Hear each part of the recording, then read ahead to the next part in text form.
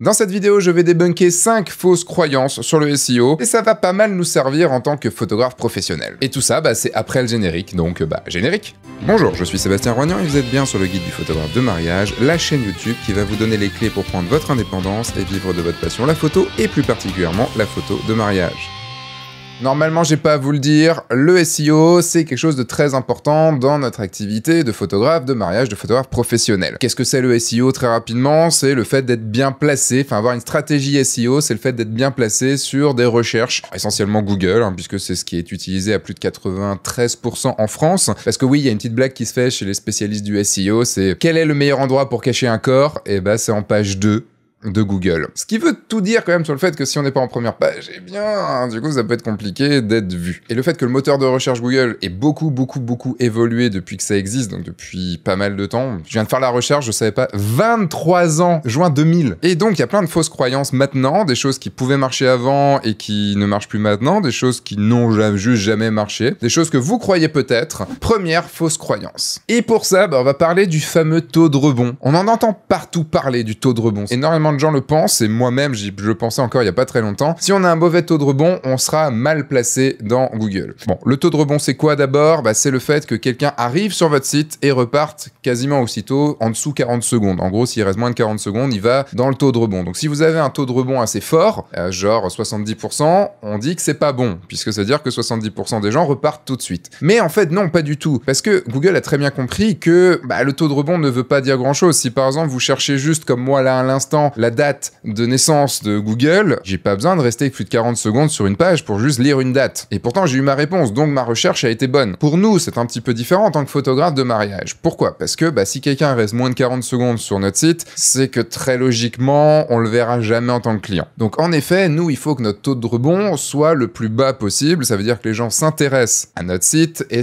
vont potentiellement nous contacter pour leur futur mariage. Mais le fait que votre page ou votre site soit bien placé en SEO, le taux de rebond, c'est pas pris en compte. Voilà, tout simplement. Deuxième fausse croyance, il faut répéter 50 fois le mot-clé sur une page pour être bien placé. Alors ça, c'était vrai. C'était vrai avant, au tout début des années 2000, tout ça. Oui, en effet, quand le moteur de recherche n'était pas très fort, en effet, mettre plein de fois le mot-clé, ça marchait. Maintenant, ça ne marche absolument plus du tout, et ça fait quand même pas mal de temps que ça ne marche plus du tout. En fait, il faut savoir que plus ça va, plus Google va vers des requêtes qui vont être plus humaines, des requêtes moins robotiques. En fait, on va pas forcément chercher photographe de mariage à Lyon, on va plutôt demander est-ce que tu peux me trouver un photographe de mariage à Lyon? Et surtout, avec les recherches vocales qui arrivent, type Siri, Alexa ou autre, les recherches vont forcément se faire d'un point de vue beaucoup plus humain, d'un point de vue moins robotique. C'est que maintenant, et depuis pas mal de temps, il faut quand même arrêter de vouloir écrire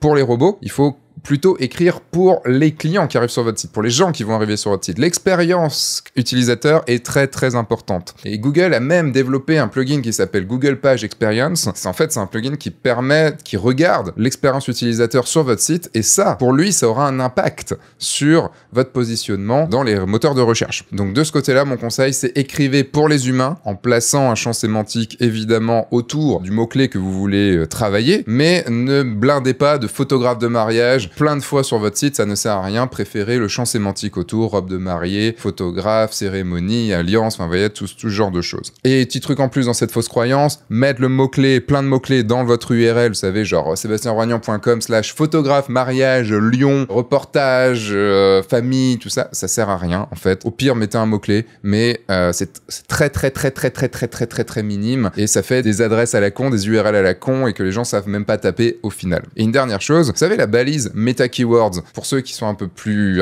qui ont connu un peu le SEO avant, on blindait en fait cet endroit-là de mots-clés. En fait, c'est quelque chose qui n'est pas vu, qui n'est vu que par Google. Et en fait, ça ne sert absolument à rien. Autre fausse croyance. Alors, c'est pas forcément une fausse croyance. Là, c'est plus quelque chose que je vois beaucoup. Il n'y a pas besoin de beaucoup de texte pour être bien placé sur Google.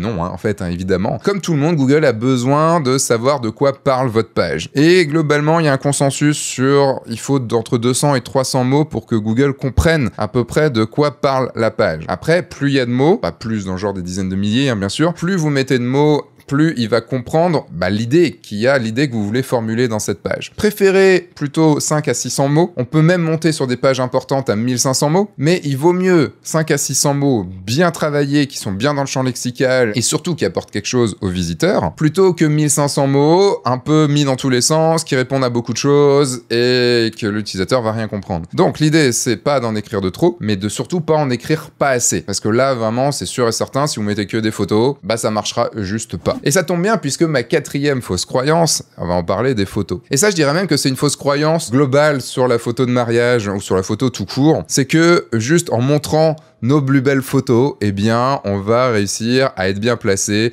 les gens vont nous contacter et tout va être ok. Faut savoir que même si Google arrive à lire les images, il sait maintenant assez bien comprendre ce qu'il y a sur les images, faut quand même se dire que il ne le fait pas, en tout cas pas en ce moment, il ne le fait pas pour tous les sites, il ne le fait pas pour toutes les images, tout simplement parce que ça lui demanderait une puissance de calcul monstrueuse, et il veut pas, il a tellement déjà de choses à faire qu'il va pas pouvoir lire toutes les images. Donc, mettre des images sans texte, ça ne sert à rien. Les images vont permettre d'agrémenter l'expérience utilisateur, mais également vous pouvez optimiser vos images pour que Google les comprenne. Ça, c'est ce qu'on appelle le texte alternatif sur les images que vous pouvez voir dans WordPress. C'est assez facile, il suffit d'aller sur une image et vous avez, là vous voyez à l'écran, vous avez ce champ que vous pouvez remplir pour décrire ce qu'il y a dans l'image. Et là, vous pouvez mettre, alors pas blindé de mots-clés, mais évidemment, toujours mettre du texte. Alors ce sera techniquement pas forcément lu par l'utilisateur, ce sera uniquement connu, on va dire, des utilisateurs aveugles, puisque ça permet de décrire aux personnes malvoyantes ce qu'il y a sur l'image, puisque forcément ils peuvent pas voir. Du coup, ils ont une machine qui permet soit de mettre en braille, soit de dire ce qui se passe.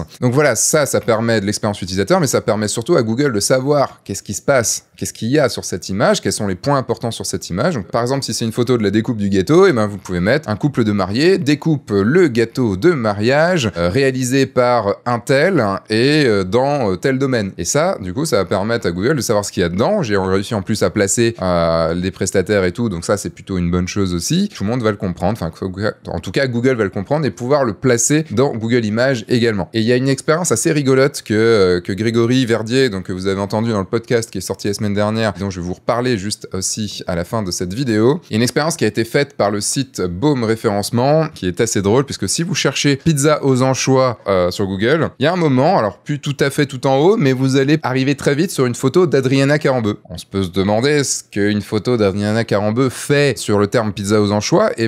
Je vous invite à cliquer dessus et à lire la page. Ça va être assez explicatif sur pourquoi cette photo-là se retrouve. C'est une expérience que le mec a faite, c'est il y a longtemps en plus, parce que ça date de 2011, et la photo est encore là, est encore référencée quand même. Et oui, donc il y a une photo pizza aux anchois avec Adriana Carambeu. Il n'y a pas du tout de pizza aux anchois sur la photo, comme vous voyez, mais tout le champ lexical, tout le travail de référencement qu'il a fait sur sa page a permis de faire remonter cette image dans Google Images. Donc vous voyez que Google n'analyse absolument pas les images pour son moteur de recherche. Pour d'autres choses, oui, mais pas pour son moteur de recherche, donc c'est QFD. Donc au final, optimisez vos images, mettez bien le texte alternatif et faites aussi en sorte d'avoir des images qui soient pas trop lourdes, qui soient plutôt bien pour l'expérience utilisateur, pas besoin de mettre des trop grosses résolutions si l'image est affichée en petit. Et également, vous pouvez maintenant utiliser l'extension WebP qui marche plutôt pas mal, mais ça c'est des petits trucs en plus qui, pour l'instant, ça fait pas grand chose encore. Et dernière fausse croyance, c'est que il faut absolument que votre site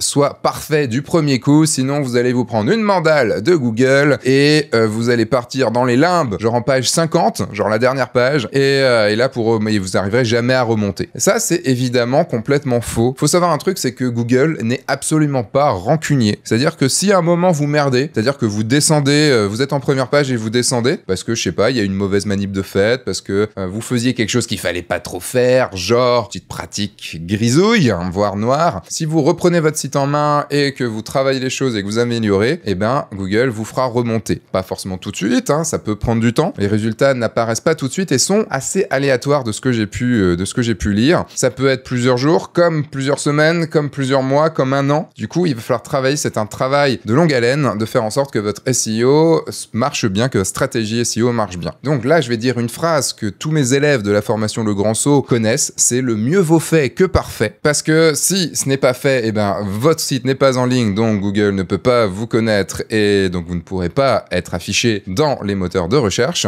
Et de toute façon, ce ne sera jamais parfait. puisqu'il faudra toujours s'adapter, il faudra toujours mettre des nouvelles choses. Faites en sorte déjà de mettre votre site en ligne, vous allez pouvoir le retravailler ensuite, le retravailler bien comme il faut, retravailler vos mots-clés, retravailler vos textes, mettre les balises de texte alternatifs sur les pages, enfin tout ce que j'ai pu vous dire dans cette vidéo, et vous allez pouvoir voir le résultat qui arrive au fur et à mesure. Nous par exemple sur le site du guide du photographe de mariage, on fait un travail depuis à peu près 2020, milieu 2021, ça fait quand même pas mal de temps, ça va bientôt faire 2 ans qu'on travaille dessus, et on a eu des résultats au bout de 3 mois, quelque chose comme ça, mais on continue, et les résultats sont de mieux en mieux, et c'est une stratégie au long terme. Et ça tombe bien, puisque j'avais absolument prévu cette transition, puisque là, nous sommes, le jour où sort cette vidéo, nous sommes le mardi 30 mai 2023, et juste aujourd'hui, il y a une formation qui sort, une formation sur le SEO. Ah ouais, bah oui, forcément, je sors une vidéo dessus. Une formation que je n'ai pas faite moi, puisque elle a été faite par Grégory Verdier, qui est photographe de mariage et qui est un référenceur aussi, qui est un spécialiste référenceur SEO, et qui du coup a tout simplifié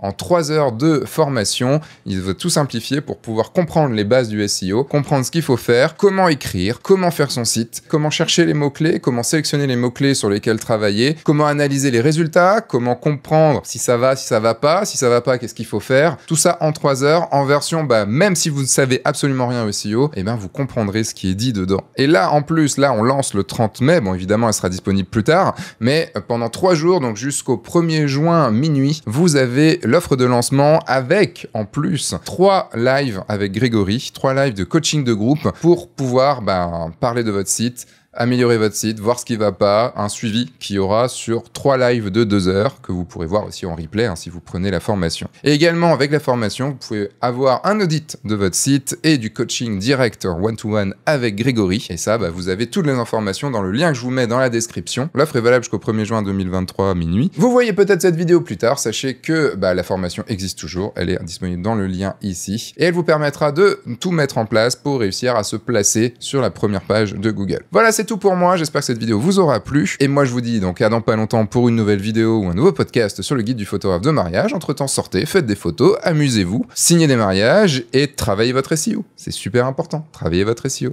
Allez, au revoir.